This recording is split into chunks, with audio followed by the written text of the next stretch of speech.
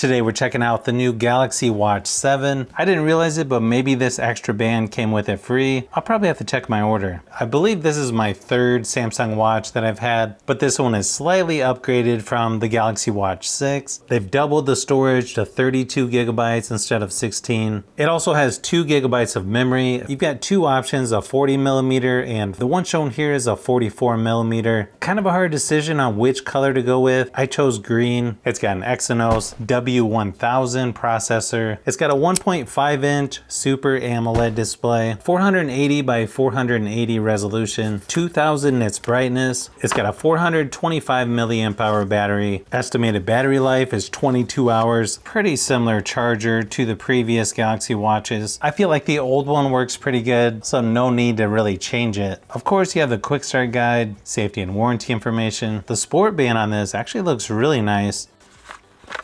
I don't know if I would consider this green, probably more of a grayish color than anything. Build quality on this actually looks really nice. Probably one of the easier ones as far as getting the band off. You just press that little button there in the center to get the pins to come out of it, and then just push it in again to reattach. The sport band, it's fairly soft, kind of a slippery silicone material.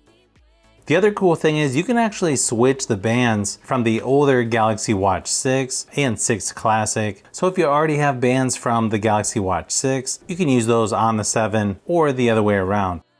As far as the style, there's not much difference between this and the Galaxy Watch 4. Obviously, the Watch 6 Classic is a little thicker with the rotating bezel. Pretty similar thickness to the Watch 4 though. The Watch 4 weighs 54 grams, Watch 7 is 56 grams, 84 grams for the Watch 6 Classic, so quite a bit lighter for the Watch 7. Kind of hard to tell, but you can see what the always on display looks like. Looks like we got 14 minutes before this is full. It's currently at 96%. I wasn't sure what to think about this color, but now that I see it in person, yeah, I really like the style of this kind of band. It's pretty simple to add this to the Galaxy wearable app. You can add this watch to your Galaxy phone through the wearable app, or it may just pop up on your screen, depending on which phone you have. You can see it's going to have notifications, phone, call logs, SMS, contacts, calendar, nearby devices, and it should just take a minute to set up here. I also thought about trading in my Galaxy Watch 6 Classic towards the Ultra. I'm just not sure if I want to give up the rotating bezel yet. We'll see how it goes. But I don't know, the more videos I see on the Ultra, it looks a little better than I was thinking. You can also choose from a lot of different apps that you want to use on here. There's quite a few different apps that you can put on here. You can also do automatic watch backup. Looks like I can actually switch from the Galaxy Watch 6 to the new Watch 7. I think I'm just going to set this up as a new watch though. Then you'll need to decide if you're putting this on your left or right wrist, and button position as well. There's also over 100 preset exercises that you can do on here. You can check your body's battery level, sleep information. Also, if you're at risk for sleep apnea.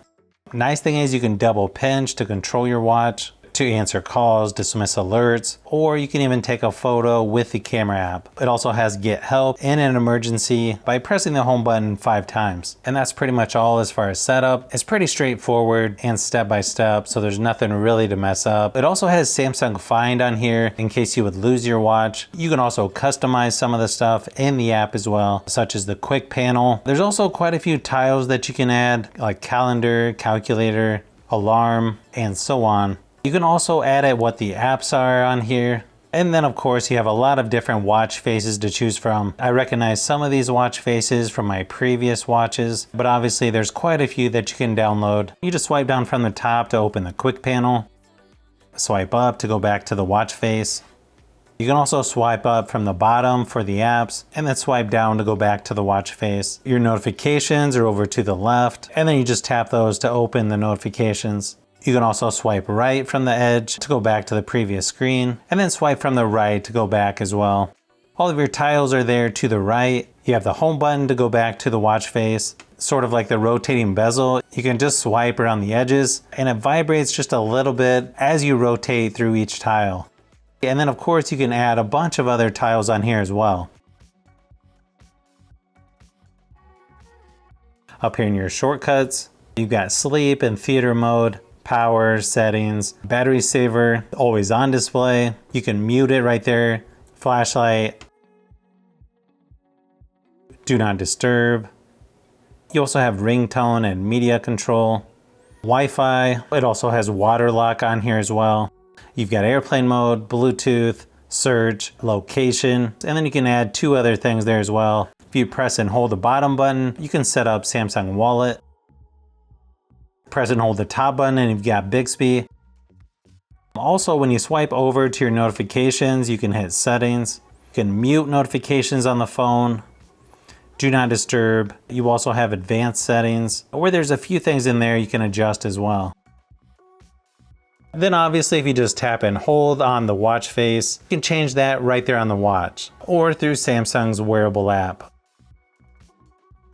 Of course, if you go up into the settings, you have a lot of different stuff in here like connections, modes, notifications, sounds and vibration, display, battery, buttons and gestures, health, security and privacy, location, safety and emergency, accounts and backup, Google, advanced features, device care, apps, general, accessibility, software update, tips and tutorials, and about watch. And there's a ton of stuff that you can adjust within each category. I may have to do a separate video going into more detail. Now, after using this for a while, most things on here seem to be pretty accurate as far as steps and sleep time. One problem that I noticed, not only with this watch, but also other Samsung watches, is they don't seem to track floors very well. I can go up and down stairs about 20, 30 times, and it's gonna say 0 floors no matter what. I'm not sure if it has to be a certain number of steps, but in my experience, the Fitbit Versa 4 and Pixel Watch seem to do a much better job when it comes to that. Overall, I think this watch feels quite a bit lighter than my Watch 6 Classic, and it does feel large enough compared to some of the other watches, especially if you compare this to the Pixel Watch 2. I wasn't really sure how I would like this without the rotating bezel that the Watch 6 Classic has, but so far it seems pretty nice, and it's definitely one of the better looking watches from Samsung in my opinion. I may have to do a more direct comparison of this and some of my other watches once I get a better feel for the battery life, but so far I really like the style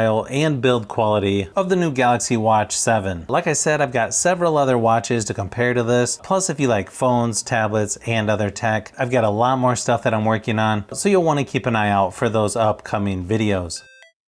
So if you've made it this far into the video, you may want to say thanks by subscribing, and don't forget to give a thumbs up if this video was helpful. This is Brian from Fishbee Productions. Thanks for watching, and I'll see you on the next one.